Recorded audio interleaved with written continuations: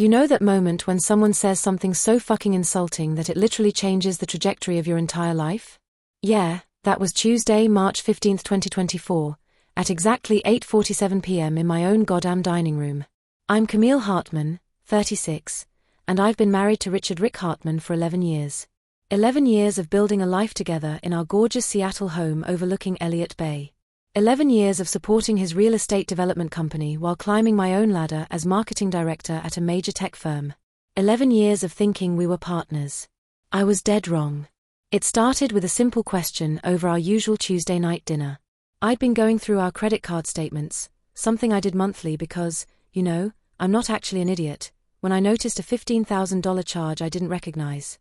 Hey babe, I said, cutting into my salmon, what was that 15 grand withdrawal last week? From the joint account. Rick barely looked up from his phone. Business expense. Don't worry about it. I'm not worried, I'm just curious. That's a pretty big chunk of change to not discuss. That's when he set his phone down and gave me that look.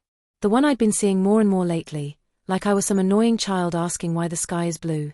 Camille, sweetheart, he said, and I could smell the wine on his breath. You don't need to stress your pretty little head about money stuff. That's my job. I felt my jaw tighten. My pretty little head? Rick, I make 6 figures. I think I can handle understanding our expenses. He laughed. Actually fucking laughed. Baby, you're great at your marketing thing, but real money management? Investment portfolios? Tax strategies?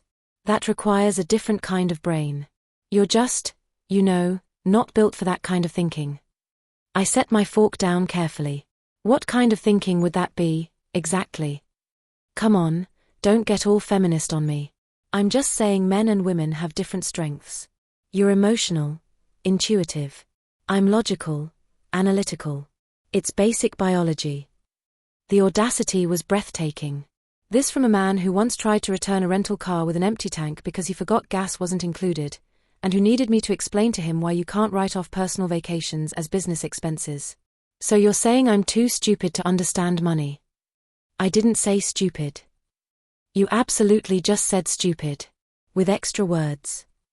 Rick sighed like I was being unreasonable. Look, I handle the investments, the property portfolios, the offshore accounts, the tax sheltering, all the complex stuff. You handle the household budget and your cute little 401k. It works. Offshore accounts? This was news to me. We have offshore accounts. See? This is exactly what I mean. You don't even know what questions to ask. Just trust me, okay? Look pretty, do your marketing thing, and let the men handle the real work. I stared at him across our $12,000 dining table, a table I'd picked out, negotiated the price on, and arranged delivery for because Rick was too busy with important stuff. Let the men handle the real work, I repeated slowly. Exactly. Play to your strengths, babe. I nodded and smiled. You're absolutely right, honey. I should stick to what I know.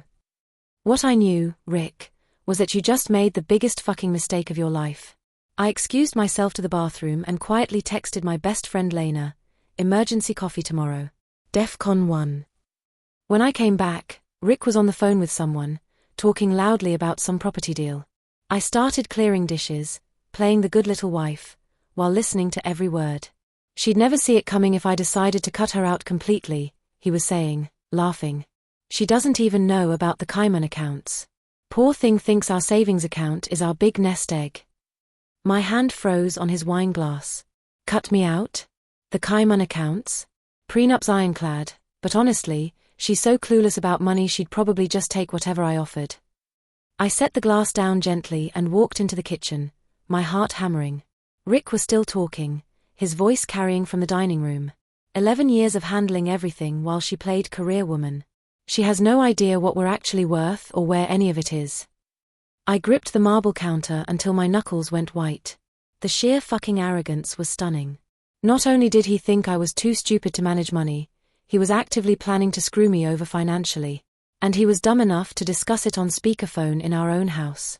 That night, lying in bed next to my husband while he snored contentedly, I made a decision that would change everything. If Rick wanted to play games with money, I was about to show him what a marketing director with an MBA and a functioning brain could do. He thought I was too stupid to see it coming? I was going to fucking bury him. The next morning, I met Lena at our usual spot, Victrola on Capitol Hill. She took one look at my face and ordered us both double shots. "Okay, spill," she said, settling into the corner booth I'd specifically requested. Lena Brooks runs a divorce consultancy firm, helping women navigate the financial maze of ending marriages. If anyone could help me figure this out, it was her. I told her everything. The dinner conversation, the phone call, the offshore accounts I didn't know existed, his plan to cut me out. By the time I finished, Lena looked like she wanted to set Rick on fire. "That pretentious piece of shit," she muttered.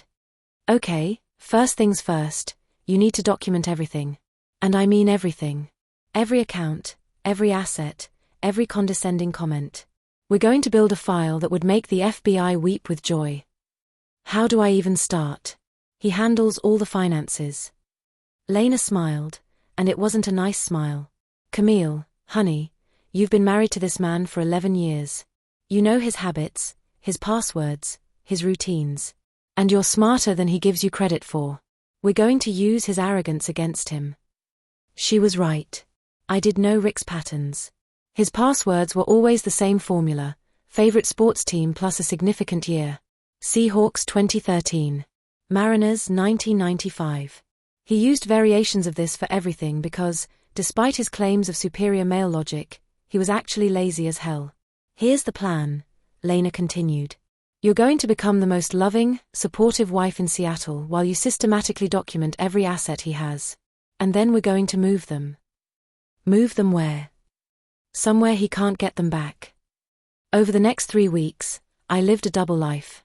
By day, I was the doting wife who apologized for overreacting about the money thing and who brought Rick coffee in bed every morning. By night, I was a forensic accountant with a serious grudge. I started with our home computer.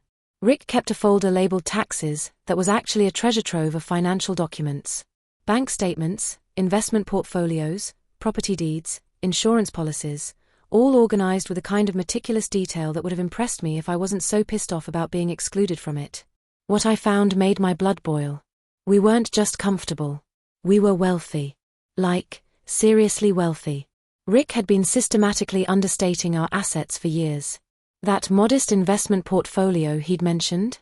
Try $2.8 million in various accounts. The few rental properties? 12 units across Seattle, Bellevue, and Tacoma generating over $40,000 a month in income. And then there were the offshore accounts in the Cayman Islands. Holy shit. But the worst part? He'd been moving money from my inherited trust fund, money from my grandmother that was supposed to be mine alone, into a shell company he controlled. $800,000 of my family's money, gone. That wasn't just financial control. That was theft. I photographed every document, saved every file to an encrypted drive, and started building my war chest. But I needed help with the technical stuff.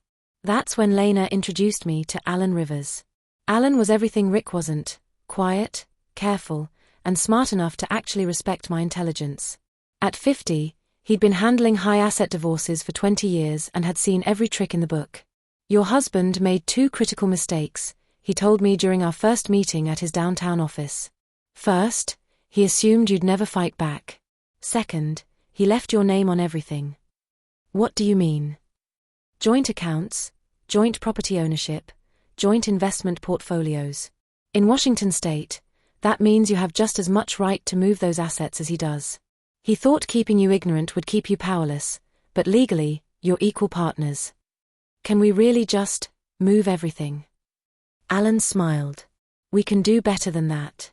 We can move it, protect it, and make sure he can't touch it even after he figures out what happened. But we need to be smart about this." "How smart?" "Smart enough that when you file for divorce, he'll be the one scrambling to prove what he's entitled to, not you." Over the next 2 weeks, I learned more about financial warfare than I ever wanted to know. We opened new accounts in my name only, not just locally but offshore. Turns out Rick wasn't the only one who could play the Cayman Islands game. The tricky part was moving everything without triggering any alerts. Rick monitored our accounts obsessively, but he was monitoring for unusual spending, not transfers between accounts I had legitimate access to. I started small. 5,000 here, 10,000 there. Money moved from joint accounts to my individual ones, then to new accounts Alan had helped me establish. I liquidated stocks during market upswings when the changes would look like normal portfolio rebalancing. The rental property income was trickier, but not impossible. I changed the payment routing to my new accounts by calling the property management companies directly. When they asked about the change, I used my most professional voice. My husband asked me to handle more of the administrative work. Here's the new account information. Rick was so convinced I was clueless about money that he never double-checked these things.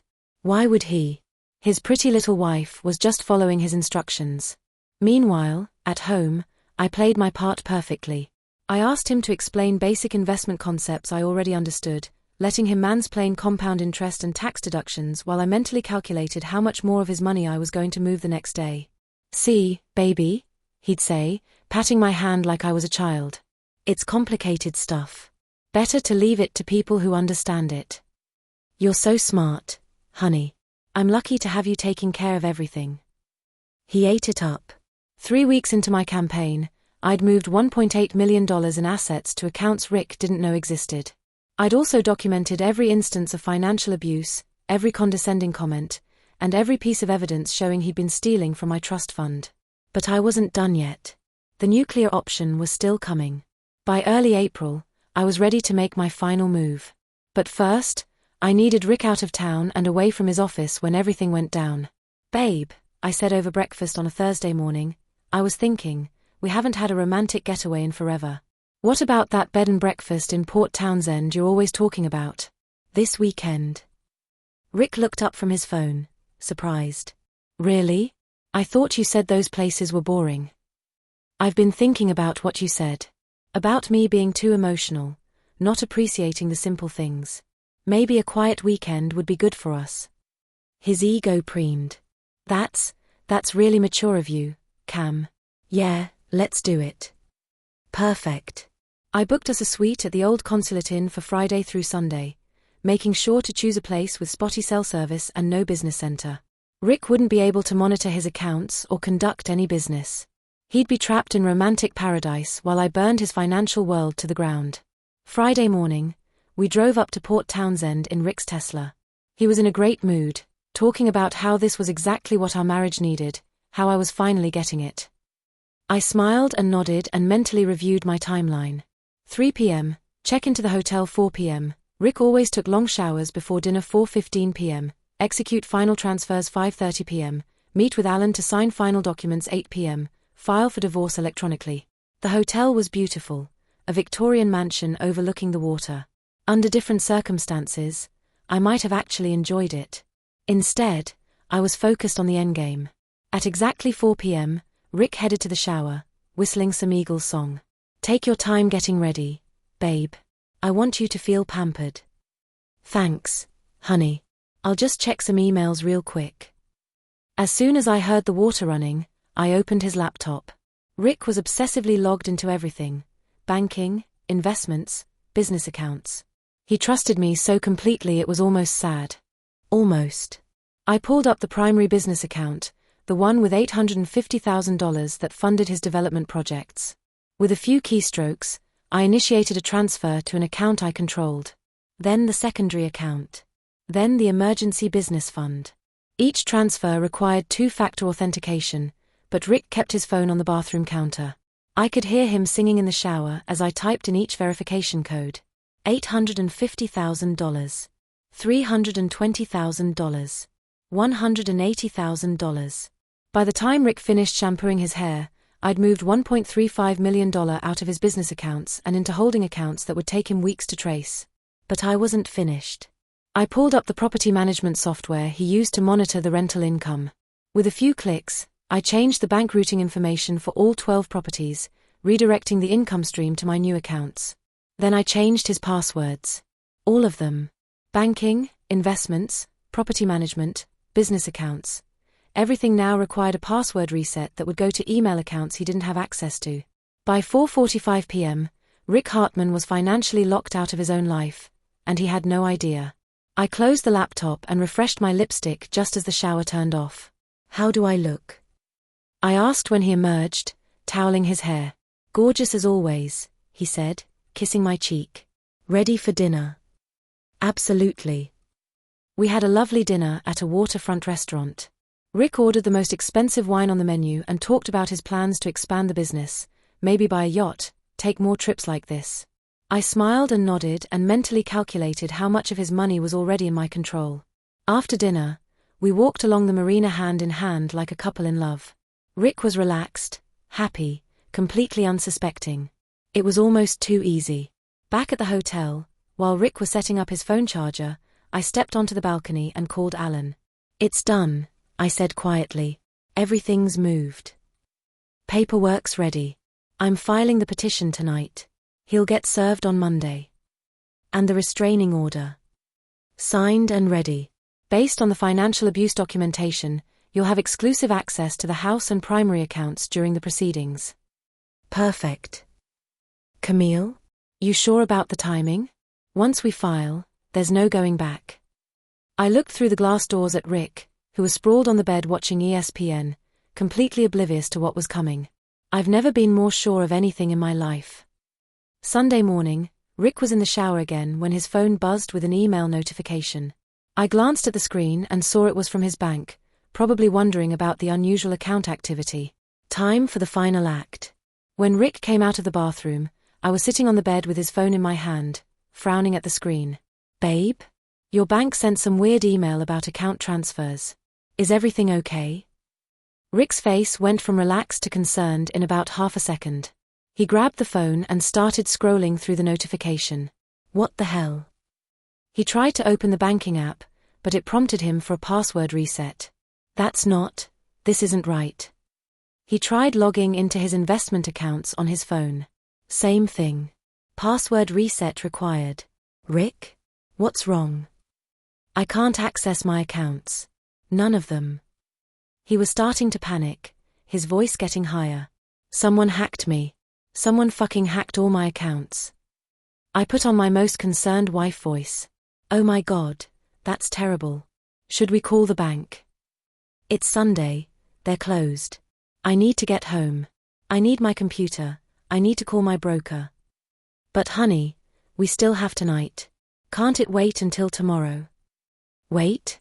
Camille, if someone has access to our accounts, they could take everything. We need to leave now." So we did.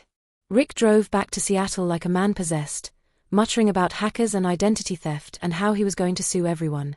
I played the supportive wife, patting his arm and making worried noises while internally counting down the hours until he figured out the truth. We got home at 8 p.m. Rick ran straight to his home office while I calmly went upstairs to pack a bag. 10 minutes later, I heard him screaming. "What the fuck? What the actual fuck?" I walked downstairs to find Rick standing in his office doorway, his face red with rage and confusion. "Camille, someone moved all our money. Everything's gone. The business accounts, the investments, the rental income, it's all been transferred out." I put on my most shocked expression. "That's impossible. Who would do that?" "I don't know. But I'm calling the FBI, the police, everyone. Someone's going to pay for this." He was pacing now, phone in hand, dialing frantically. "Yes, I need to report a theft." "No, not a robbery. Someone stole my money electronically." "Yes, millions of dollars." While Rick was screaming at some poor bank representative, I went to the kitchen and poured myself a glass of wine. Then I sat down at the breakfast bar and waited. It took him 45 minutes to work his way through customer service hell and another 30 minutes of holds and transfers before someone finally explained to him that all the transfers had been made with his own login credentials, from accounts that had his wife's name on them. The silence from his office was deafening. Then I heard footsteps. Slow, heavy footsteps walking toward the kitchen. Rick appeared in the doorway, his face white except for 2 bright red spots on his cheeks. "Camille," he said very quietly. "We need to talk." I took a sip of my wine. "About what, honey?" "About the money. About what happened to our accounts." "Oh, that." I set down my glass and smiled. "I moved it." The look on his face was priceless. Confusion, disbelief, and the first hint of fear. "You moved it? That's impossible. You don't know how to." How to manage money. How to move assets. How to understand complex financial instruments. I stood up and walked toward him. You're right, Rick. I'm just too stupid to figure that stuff out. He was backing away from me now, like I was dangerous. Camille, whatever you think you're doing, we can fix this. Just move it back. Move it back. I laughed. Why would I do that? You said I should stick to what I know. Well, turns out I know quite a lot. This is insane. You can't just steal our money. Our money. I pulled out my phone and showed him the screen. According to the divorce petition I filed an hour ago, I didn't steal anything. I moved my assets to accounts I control. You know, like you've been doing for years. Rick stared at my phone like it was a bomb. Divorce petition? You filed for? Oh yes. And citing financial abuse, emotional abuse, and theft of my inherited trust fund. You remember my trust fund, right? The one you thought I was too stupid to notice you stealing from. His face went from white to gray. I never stole. $800,000, Rick. Moved from my trust to your shell company over the past 3 years. I have all the documentation. You can't prove. I pulled up the photos on my phone and started scrolling through bank statements, transfer records, incorporation documents. Can't I? Turns out my pretty little head is really good at organizing evidence. Rick collapsed into a kitchen chair like his strings had been cut. Jesus Christ, Camille. What have you done? What you taught me to do. I played to my strengths. I finished my wine and set the glass in the sink. My lawyer will be in touch. You'll be served tomorrow morning. I picked up the overnight bag I'd packed and headed for the door. Where are you going? Rick's voice was small, defeated. Lena's house. Oh, and Rick? You might want to call your business partners. Explain why the company accounts are empty and the property management payments are going to bounce. I'm sure they'll understand. I paused at the door and looked back at my husband of 11 years, sitting in our kitchen looking like his world had just ended. Because it had. Thanks for the lesson, honey. Turns out I'm a really fast learner. Monday morning hit Rick Hartman like a freight train loaded with karma. I know this because Lena and I were watching from her living room window when the process server rang our doorbell at 8:17 a.m. Rick answered in his pajamas, still looking shell-shocked from the night before. We saw him sign for the papers, close the door, and then, I shit you not, literally stagger backward when he read the restraining order that gave me exclusive access to our house. Oh, this is better than cable, Lena said, refilling our coffee cups. By 9 a.m., Rick was standing on Lena's porch in yesterday's clothes, pounding on the door like a madman. Camille. I know you're in there. We need to talk. I cracked the window upstairs. Read the restraining order, Rick. You're not supposed to be within 500 feet of me. This is insane. You can't do this. A neighbor called the police. Rick was escorted away in handcuffs for violating a court order. His mugshot, hair wild, eyes crazy, still wearing his wrinkled polo shirt from our romantic weekend, made the local news by noon. The headline? Local developer arrested for stalking estranged wife. But that was just the beginning. By Tuesday, Rick's business partners had figured out that their company accounts were empty right before a major property closing. The deal fell through, costing them $2.3 million in potential profits and some very angry investors. Rick tried to explain that his wife had stolen the money, but the lawyers were quick to point out that everything had been moved from joint accounts that Camille had every legal right to access. No theft.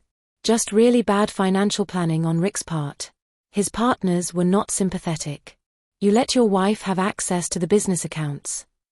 I heard one of them shouting over the phone when Rick called from his lawyer's office. What kind of moron gives his wife that kind of access? The irony was delicious.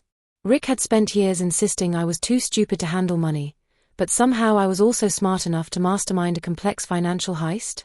His own misogyny was destroying his credibility. By Wednesday, 3 of his major clients had pulled out of upcoming projects. Word travels fast in Seattle's development community, and nobody wants to work with someone who can't keep track of his own money. By Thursday, his mortgage company was calling. Turns out Rick had been using the rental income to cover the payments on our house, and when that income stopped flowing to his account, he defaulted almost immediately. It's like watching a controlled demolition, Alan observed during our Friday morning meeting. Everything's coming down in exactly the right order. What about his counterclaims? I asked. He's still insisting I stole from him. Let him try to prove it. Every transfer was legal, documented, and executed from accounts you had legitimate access to. Meanwhile, we have rock-solid evidence that he was stealing from your trust fund and systematically hiding assets from you. And the offshore accounts? Alan smiled. What offshore accounts? According to Rick's financial disclosure statements, those don't exist. If he admits to them now, he's admitting to perjury and tax evasion. Rick was trapped. He couldn't claim I'd stolen money from accounts he'd never officially acknowledged having. Every move he made just dug the hole deeper. The best part? He still thought he could charm his way out of it. I know this because he kept calling Lena's house, leaving increasingly desperate voicemails. Camille, baby, I know you're angry, but this is crazy. We can work this out. I'll give you more control over the finances, whatever you want. Delete. Cam, please, you're destroying everything we built together. Think about our memories, our life. Delete. You fucking bitch. You think you're so smart? I made you. Without me, you're nothing. I'll see you in court. I saved that one. Threatening voicemails never look good in divorce proceedings. By the end of April, Rick had been forced to move in with his brother in Bellevue because he couldn't afford his own place. His business was circling the drain, his reputation was shot, and his legal bills were mounting faster than he could pay them. Meanwhile, I was thriving. I'd taken a leave of absence from my marketing job to start my own consultancy, using part of the assets I'd recovered from Rick to fund it. Turns out, when you're not constantly walking on eggshells around a condescending husband, you have a lot more mental energy for building your career. My first client was a female-founded fintech startup that needed help with their go-to-market strategy. The irony wasn't lost on me. Rick had always dismissed fintech as toy money for millennials, while I was now helping revolutionize how people manage their finances. The meeting was at a trendy downtown cafe, and I dressed for success. Power suit, confident posture, expensive handbag that Rick would have called wasteful, but that made me feel like I could conquer the world. So, Camille, said Jessica, the CEO, tell us about your approach to challenging established financial institutions. I thought about Rick, probably at that very moment getting rejected for another business loan because his credit was tanked and his assets were tied up in divorce proceedings. Well, I said, raising my coffee cup in a mock toast, I believe in using people's assumptions against them. When they underestimate you, that's when you strike. Jessica laughed. I like your style. You're hired. Walking out of that meeting, I felt more powerful than I had in years. My phone buzzed with a text from Lena, saw the news about Rick's company filing for bankruptcy. How does it feel to be the smart one now? I looked up at the Seattle skyline, at all the buildings Rick would never get to develop, all the deals he'd never get to close. Pretty fucking amazing, I texted back. 6 months later, I was featured on the cover of Seattle Business magazine. The headline read, From Housewife to CEO, Camille Hartman's $5 million pivot. The article talked about my consultancy, my innovative approaches to marketing financial services, and my rapid rise in Seattle's business community. They mentioned my divorce only in passing. Recently single after ending an 11-year marriage, Hartman says she's never been more focused on building her own legacy. I kept 3 copies of that magazine. One for my office wall, one for Lena, and one that I may or may not have had delivered to Rick's new apartment in Bellevue. Because sometimes the best revenge isn't just success. It's making sure your ex knows exactly how well you're doing without him. The magazine came out on a Tuesday. By Wednesday morning, I had 17 new client inquiries and 3 interview requests from national business publications. Thursday afternoon, I got a call from an unknown number. Against my better judgment, I answered it. Camille. Rick's voice was small, defeated. I saw the magazine. Did you? I'm surprised you could afford a copy. Look, I know I fucked up. I know I said things, did things. Can we talk? I looked around my corner office, at the view of Elliott Bay, at the framed photo of me shaking hands with the mayor at a Women in Business event. Rick, I said softly, I am talking. I'm talking to clients who respect my intelligence, partners who value my expertise, and colleagues who never once suggested I was too stupid to handle money. Camille, please. I'm also talking to my accountant about my 7-figure business, my investment advisor about my diversified portfolio, and my lawyer about the final divorce papers that should be ready next week. Silence on the other end. But you're right about one thing, Rick. I should definitely stick to what I know. And what I know is that I'm worth a hell of a lot more than you ever gave me credit for. I hung up and blocked his number. That evening, Lena and I celebrated with champagne at the same restaurant where Rick had told me I was too stupid to understand money. The waiter recognized me from the magazine cover and sent over a bottle of their best vintage. To playing to your strengths, Lena said, raising her glass. To being underestimated by the right people, I replied. We clinked glasses and looked out at the Seattle skyline, sparkling with possibility. Somewhere in Bellevue, Rick Hartman was probably eating ramen and wondering how his pretty little wife had outsmarted him so completely. But I wasn't thinking about Rick anymore. I was thinking about tomorrow's client meeting, next month's expansion plans, and all the brilliant women who'd been told they weren't smart enough, weren't tough enough, weren't built for success. They were wrong about all of us. And I had the bank statements to prove it.